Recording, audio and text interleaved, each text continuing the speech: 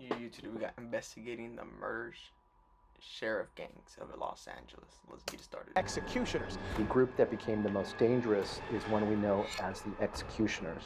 3 deputies were beating a black inmate. The Executioners. He was handcuffed to the waist. The real badasses from the 200 and 300 boys wanted to go to Compton. Today we take you inside the world of the LA Sheriff gangs, groups who have names like the Executioners, Vikings, Jump Out Boys, and Regulators. These men in uniform have been Jump Out Boys. accused of everything from beatings to planting evidence to murder, robberies, and kidnapping. Now these deputy cliques have long been an open secret in Los Angeles, but to those outside the LA bubble, the reality is shocking. To investigate this properly, we assembled an expert cast of characters, starting with John Sweeney, the legendary attorney who has beaten LASD in court time and time again. Mark, a former deputy who went to prison for robbery while in uniform and exposes life inside the department. While in uniform? Paulina Juarez, an LA Central Jail chaplain of 19 years who saw the brutality firsthand. Alan Romero, a lawyer who represented 2 former deputies turned whistleblowers. And finally, multiple mothers, including one whose 120-pound son was beaten beyond recognition by 5 deputies. Join us today as we take a deep look inside America's largest sheriff office and the gangs that hide within its walls. Ladies and gentlemen, we have quite an investigation for ourselves this morning. And to me, this is a time to be in tip-top shape. Who takes... Not free promo. Okay? My description. We love you. We love you, bro. We love you. What adjectives would you use to describe the Compton Executioners? Assholes. My name is Romel Agee. I'm currently a California licensed private investigator. I specialize in police misconduct and police wrongful deaths in the hands of law enforcement. And you were an LA County The Sheriff. veneers are veneering. Yes. I'm John Sweeney. I'm an attorney, civil rights attorney. My career has been dedicated to the pursuit of justice, specifically police excessive force cases that I have a passion for.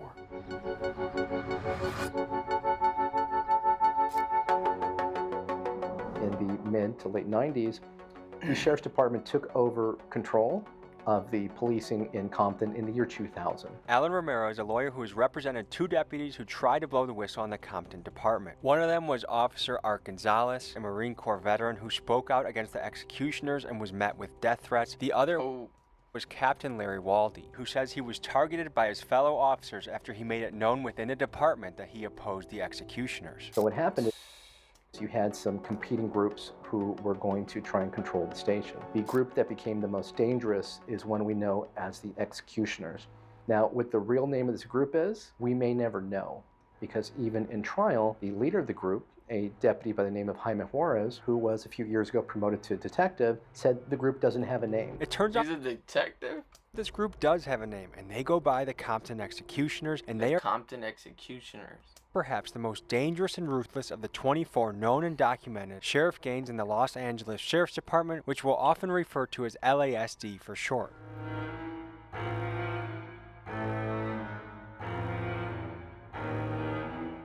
We're headed to the Compton station for you guys to get some footage of the exterior of the location where the Executioners were housed. The recent LA County Sheriff explosion that killed 3 deputy sheriffs. It appears to be, quote, a horrific incident that killed at least 3 at a law enforcement training facility in Los Angeles. One of them was the deputy that shot and killed Robert Thomas Jr. The Executioners started in the Los Angeles County Jail. Every deputy sheriff has to go through custody for training. Custody is the lockup. All the police departments in the county of Los Angeles, the sheriff department handles the prisoners in all of the county of Los Angeles that are being prosecuted. Before hitting the streets, every LA Sheriff's deputy starts their career by working in the jails. Some say it's a great proving ground and a crash course for handling chaos, but others say starting in the jails conditions the deputies to get the feeling that everyone they deal with on the streets is a criminal. Yeah.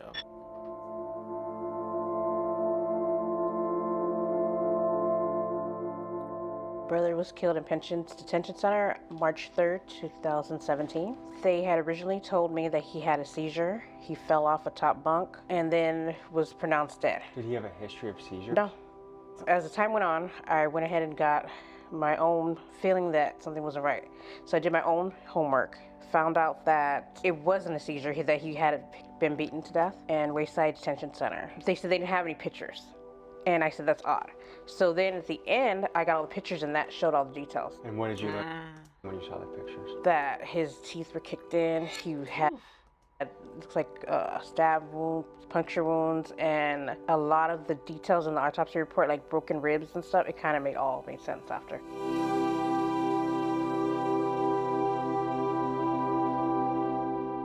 When you talk to gang members in Los Angeles and you say, oh, you're part of a big street gang, they say, are you kidding me? That the cops, the sheriffs are the biggest gang of all.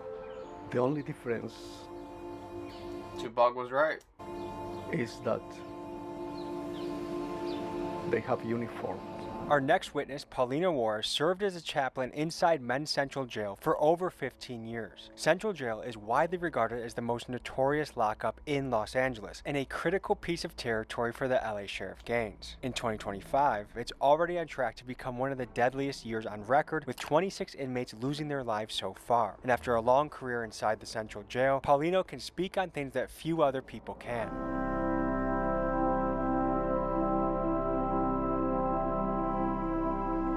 From what you know from inmates that have stayed there, are beatings common from the sheriffs?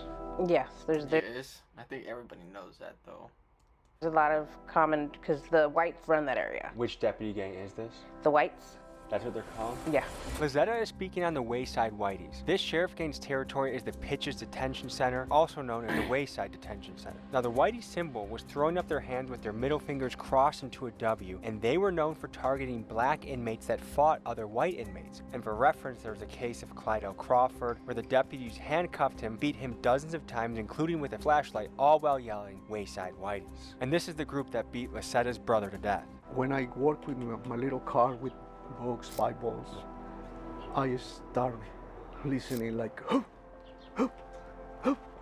And I stopped and I went back, but it was close. I was on the bars and I saw like from here to the wall how 3 deputies were beating a black inmate. He was handcuffed to the waist and chains on. So he was against the wall, and one deputy was here, one here, one here. They were beating until finally he was, please stop, and he followed on the cement with a head, and you see the blood, and they still kicking him on the floor. And one more, he said, stop, was the last time I can hear. And I was on I tried to say something, but I can't. Man, it was really hard. It was like 4 minutes. I think that at this point, everybody has such a fear of them that they just don't want to even go and touch that. That's a road they don't want to cross. How long did you serve and which department were you in? Better be careful, Tommy. LA County Sheriff's Department, 15 years. What made you leave? I didn't leave on my own accord. I did a stupid thing. I was convinced to do something for the greater good of someone else, and it led to my arrest, where I got 7 years in the federal prison system. I did about 5 on good time credit, and 1 year of halfway house for Second Chance Act, and I got home early. Are you able to say what you got arrested for? Me and some co-conspirators decided to do a fake search warrant on a medical marijuana. Oh shit, a fake search warrant?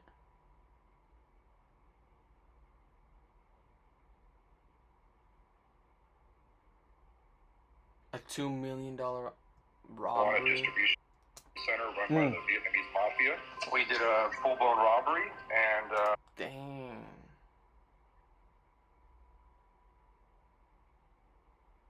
Damn.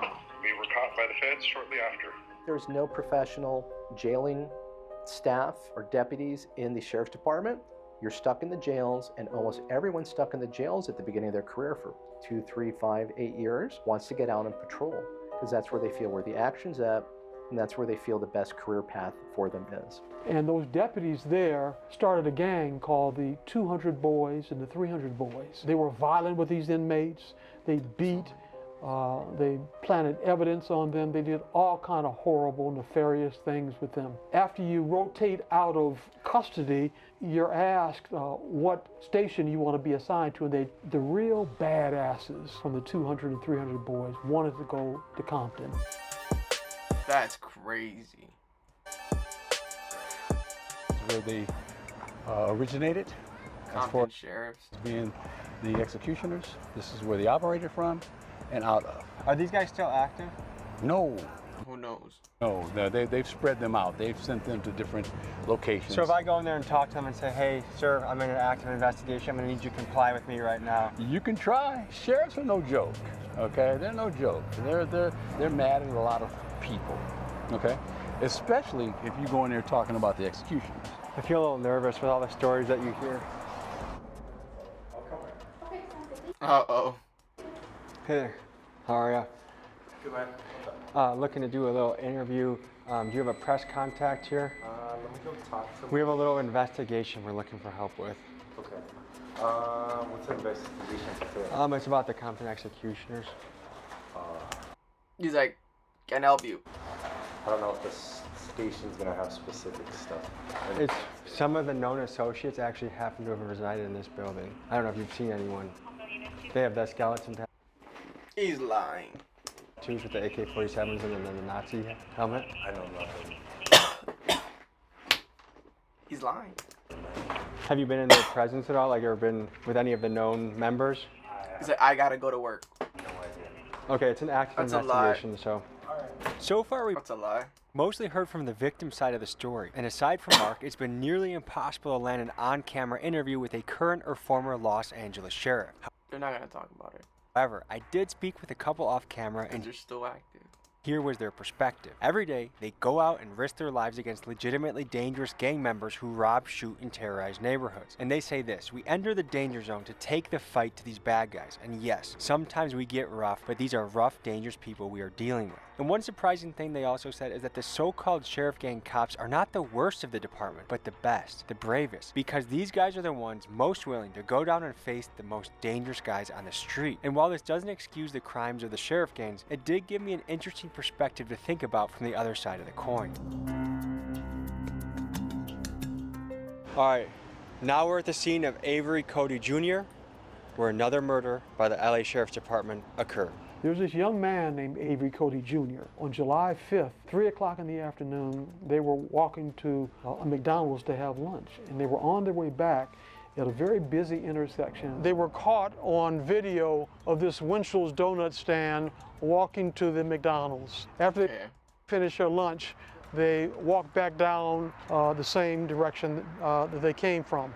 There was a don't walk hand up, and they looked to their left, and there's a Crown Victoria clear sign that is an undercover police vehicle, and it was 2 deputy sheriffs in there. The kids decided just to backtrack 2 feet and wait for the light to turn green.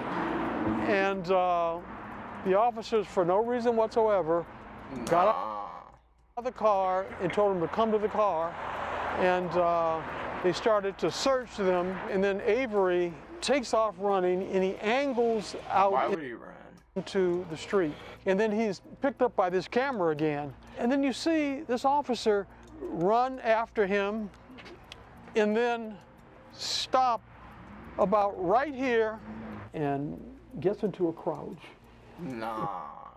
Raises his gun and fire. Hits him in the back, and little Avery falls in that center median right there, dead. Although I have no evidence that the shooting officer was doing anything to get into a gang, I didn't know at this point whether or not there was a gang. But with this series of shootings, I suspected that a gang existed. R.I.P. My name is Vanessa Perez. I'm the mother of Joseph Andrew Perez, who was severely beaten by Los Angeles County Sheriff's Department July 27, 2020. The sweatshirt you're wearing has an extremely brutal and disturbing photo on that. Can you describe what we're seeing?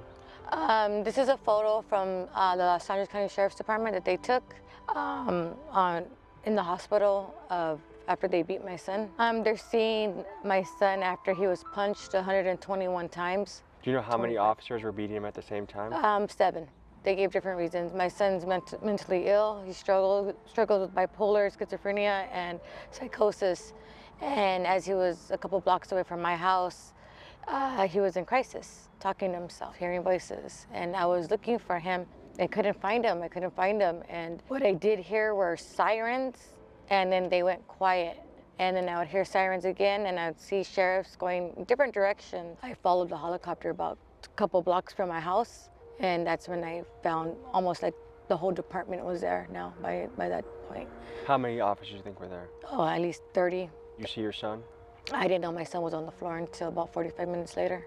When I first got there, they said that there was a bad fight, and then I seen deputies put a light-skinned man on a gurney.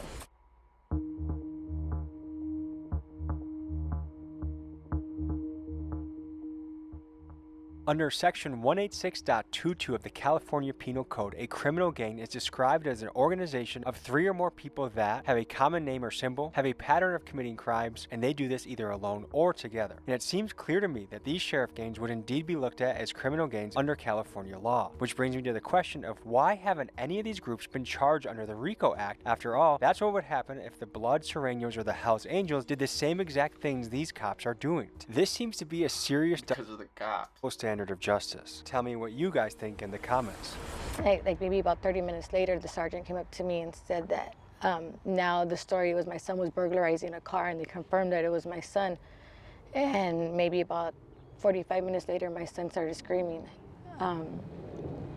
He was screaming, why did you do this to me? Why? And he would go back to being quiet. And then that's when I knew that that was my son. Mark, were you in a sheriff gang? Was I?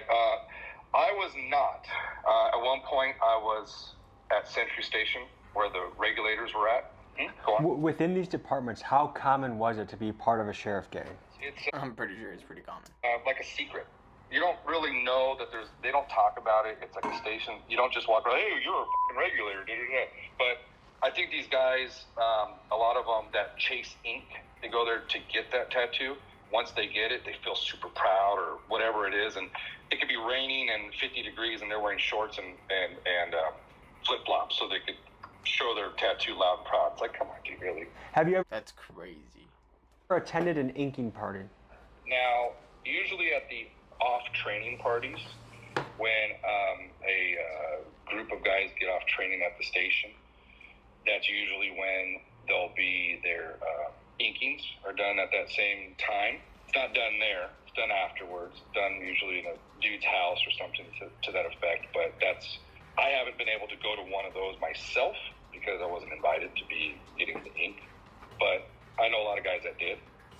Folks, the truth about the violent behavior you are hearing about is that within these departments, violence against civilians was not only encouraged, but celebrated. Jump out the fuck. For example, Officer Larry Waldy testified that the Compton executioners actually held a party at a restaurant to commemorate a deputy-involved shooting. Another way violence was celebrated when a deputy would commit violence or murder against a citizen, they would sometimes host an event giving the man responsible a tattoo, which to me, it makes these deputy cliques sound no different than a common street gang. So there are significant legal barriers to investigating and holding officers like Jaime Juarez and the rest of the execution. Cliques sound no different than a common street gang.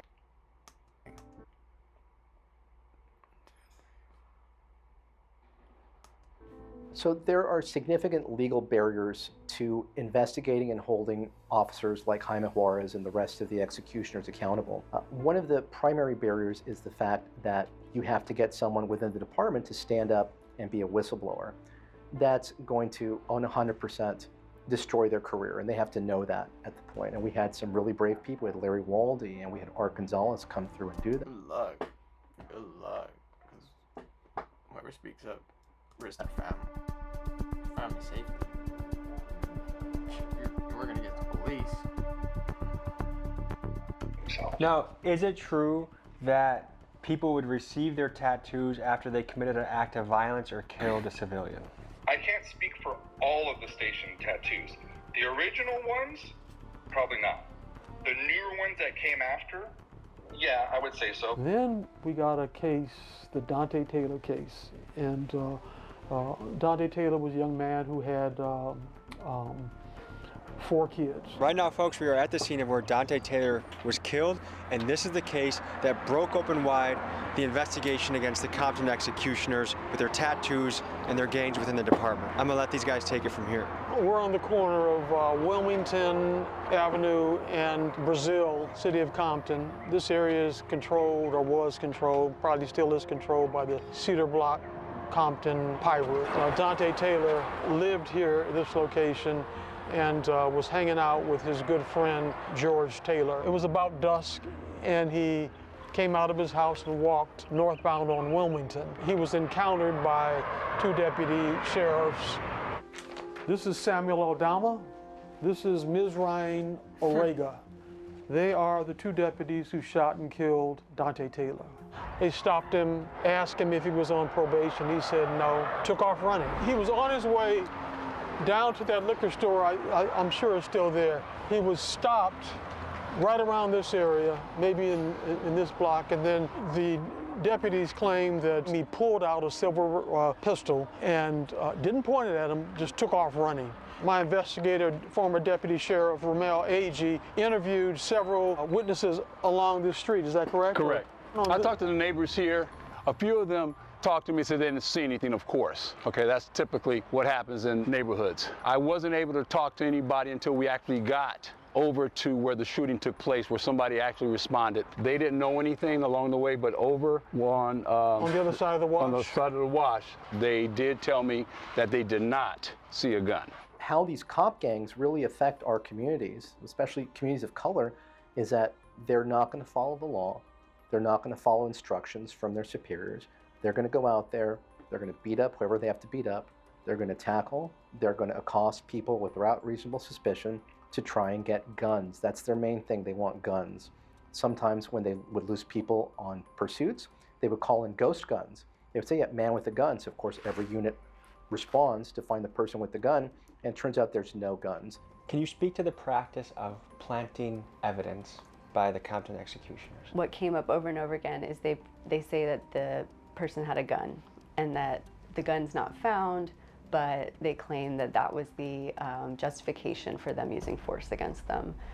You know, you had a lot of that type of stuff going on. I mean, they're going to get caught no matter what. If you're planting dope, I mean, I remember seeing a couple of shootings where they thought there was a gun. They shot the dude, they thought he had a gun, and he didn't, and all of a sudden a gun appeared near his hand. Hey. No way. How'd that get there? How'd that get there? Huh? Fell out of the sky? And by the way, when after the shooting and these officers made up this story that he had a gun, they had gun-sniffing dogs come out and scour this entire route. And they searched it for 2 or 3 days in trees. They had poles that they were shaking the trees, and of course, no gun was found. Interesting to that, guys, is their claim that he had a chrome-plated revolver. He was wearing loose-fitting shorts that they claim he had in his waistband. If you're running with those, that's not going to stay in your pants. And in doing so, they went across the bridge here, they went around the corner, and that deputy that was on foot claims that while chasing him, Taylor pulled out the gun, showing the gun again, and that's when he believed his life was in danger and shot at him. The other deputy hears the shots, they corner him, and they riddle him with bullets. They shot him, and he runs back toward the wash, and the deputy waited over this side of the wash, shot at him and hit him in the leg, wounded him. He tried to go back through the fence. By this time, the other deputy had approached the wash and shot him, and he laid down on the ground. In a forensics show, they stood over him and shot him several more. What? Let me ask you this, Ramel. Why is it important for police to have placed a gun in his hand at this point. So they could justify shooting because they're going to say that his life, believing that he was going to fire at him to protect himself and others, he shot. While we were filming, a few youngsters with connections to the neighborhood Pyrus came up to see what we were doing. So I decided to ask them their thoughts on this story. Here's what they said. What do you guys think when you hear of the sheriff's gangs being able to just kill people and get away with it? I don't think they know. Not to be rude. A little young. Let's see what you know. Like, what does it make you feel? It make me feel angry because it's like they make it seem like we the most dangerous ones when the whole time it's right in front of you. Like if you check a lot of these police people tattoos, it's a lot of gang naps. And they always have an excuse for what they do. Like literally, like I thought he was reaching. I thought the whole time he was just walking on. Good reason for them to shoot at them, kill them, you know. My dad said they used to treat him foul. If he had like some weed in his pocket, they'll throw some more. They'll say like it's more than 2.5 grams, so you could go to jail. Like. What did happen to them as a result? They both were investigated, but ultimately the DA didn't press any charges against either of them. But the New York Times did a ride-along with Aldama and Orrego before this ever happened. And they made clear that they think of the community that they police not as their own community. They talk about African Americans in disparaging ways, even in that interview with the New York Times. John was the guy who broke the whole gang story open at that one deposition they took of Aldama, where he got Aldama to admit that he had this tattoo. When we took the deposition of Samuel Aldama is the deposition. Oh yeah, and then he says that he didn't like a certain race. That really cracked this case and exposed this whole sheriff gang thing. Nobody had ever heard of the executioners. Nobody had ever known their name. They were an extremely secretive group. I asked the same question of all the cases I just told you about. I said, do you have any tattoos on your person? He said, yes, I do. I said, why don't you describe them? I said, first of all, where are they? He said, they're on my arms. One of them, he said, is a St. Michael's, I think he said, tattoo. It's like the patron saint of police officers to protect them. Oh, shit. The other one was on his other arm. He said it was a family symbol or something, you know, I love my wife or something like that. I said, Deputy, what about the one on your leg? And he started gulping, and his jugular started throbbing. I knew I had something. As a cross-examiner, I've cross-examined hundreds of people over the years. It's a skeleton. Oh, okay. And I knew that all those gangs, the base is a skeleton because it symbolizes death. And he goes on to describe this sinister tattoo with this Kalashnikov rifle, AK-47. On the magazine of the rifle was the Roman numeral XXVIII, to stand for the 28th substation of the Los Angeles County Sheriff's Department, which is Compton. That's on the magazine. He had a Nazi helmet on with CPT, which stands for Compton. He's surrounded by flames, which symbolizes he's emerging from hell. Very sinister tattoo. It goes from his knee all the way down to his ankle. That is the first time it was revealed to the public that there was a sinister gang within the city of Compton. I mean, I think when anyone sees these tattoos, you wouldn't believe that this would be on a police officer's body, especially with a Nazi helmet and flames. And as someone who grew up thinking of the police as the good guys and the very Hollywood idea of the police as the good guys, I was shocked when it became clear that this was not a one-off, a rogue deputy. This was a part of a pattern and practice. They shared the tattoos and they were sequentially numbered. It was shocking. You might be wondering how many Compton deputies are tied to the executioners. Inside sources estimate that of 100 officers at the station, about 20 are Inc. members and another 20 are prospects or close associates. That's nearly 40% of the station. That's basically half. And for perspective, even during the height of the Catholic Church's scandals, only about 6% of the priests were implicated in wrongdoing. To put this another way, imagine calling 911 in Compton and having a 40% chance that a gang member in uniform shows up to the scene. What does that make you think that these guys in broad daylight, after the beating or the killing of a citizen, are having beers, getting tattoos, and celebrating together. It's the biggest gang in America. Now, do you know the names of the deputies involved in this beating? Yes. Can you say them? Yeah, Sean Merrick, Abraham Rivera, Jake Adamo, Sebastian Pomba, Vincent Rodriguez, Paul Sedana. Did any of these guys get in trouble for this? Not that I'm aware of. A write-up? Not that I'm aware of. They all played the victim. In the police reports, they paint a narrative as if my son was Rocky Balboa in his prime, Mike Tyson.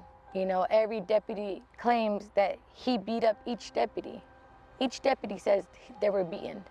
One said he screamed, "I believe my hand is broken." How do you think he broke his hand if he did? Probably from the 20 to 30 punches he gave my son to his head. Where is your son today?